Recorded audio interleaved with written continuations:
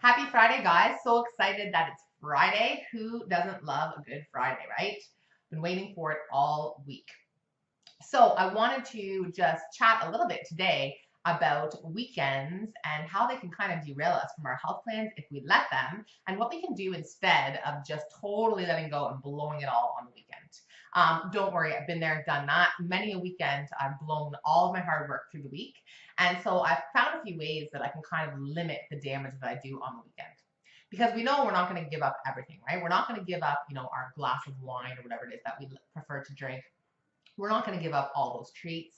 We're not going to give up the social events. We're being realistic, but there are some ways that we can limit the damage. So I just want to talk about my weekend strategy and how I make it work for me so that I can limit totally getting rid of all those results I've gained through the week.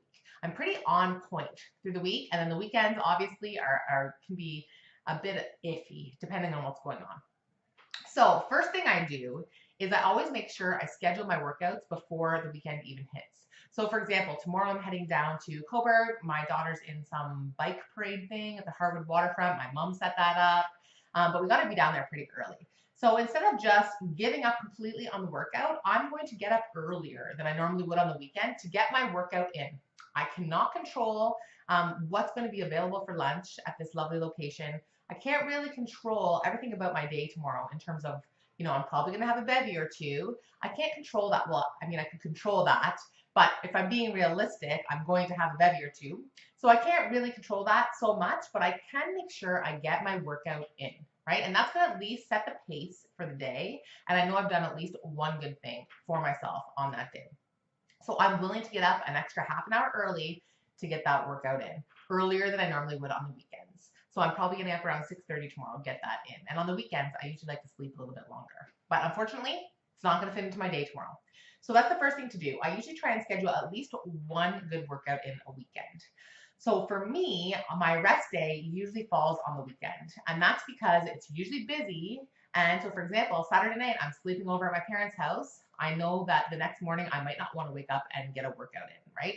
It's not the ideal place for me. It probably isn't the ideal hydration from the night before, right?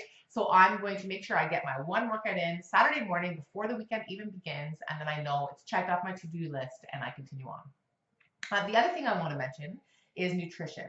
Again, I'm not going to be my house. I am pre-planning some snacks to bring with me, but I won't have all my meals with me. I'm not that good.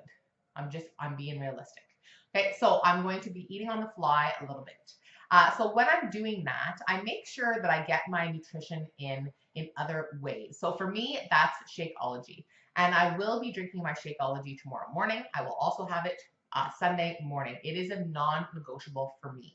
That makes sure that I get in some fruits and veggies and my multivitamin, so at least I'm doing something positive in the nutrition front.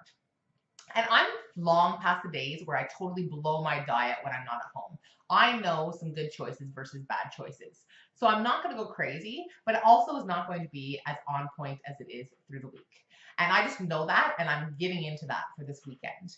But I'm doing these two things, my workouts and my Shakeology, to make sure that I'm staying on point, at least with a few components of my healthy living. And you know what? I'll feel a lot better for it. The other thing I notice is that if I stop working out for the whole weekend and then I try and get back on it on Monday morning, it's so much harder than if I at least get in that one workout on the weekend. Take a rest day, right? Whichever day you want to choose, that's awesome. Take a rest day, totally. But then make sure you get in that one workout so that when Monday rolls around, it doesn't feel like you're starting fresh again, right? You're still in that pattern and that routine, and it makes it so much easier. So just a couple tips from me on what to do on your weekend. Enjoy yourself for sure, but make sure you carve out a little bit of time where you're worried about your health and your routine and you're staying on top of your fitness. And just that little bit of time, right? I'm talking about half an hour workout and making some shakes. This is like an hour maximum of your life on the weekend that you're ensuring that you're keeping on the healthy path and you're not totally blowing everything. So anyways, I hope you have a great weekend. I know I'm going to. And yeah, thanks for listening and popping on, and enjoy the weekend. Bye.